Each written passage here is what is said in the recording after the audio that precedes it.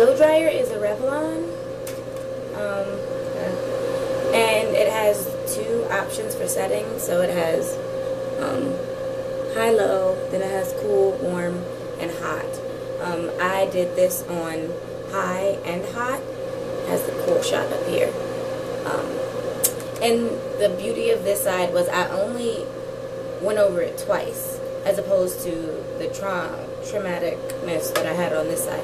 I should probably go over this side again, but it's not too off that it's pressing, and I have class in a little while. Yeah. Oh, there's also this. There's an Ion switch, which on or off, or just in the middle. Yeah, I like it. I've used it 3 times now. And it also comes with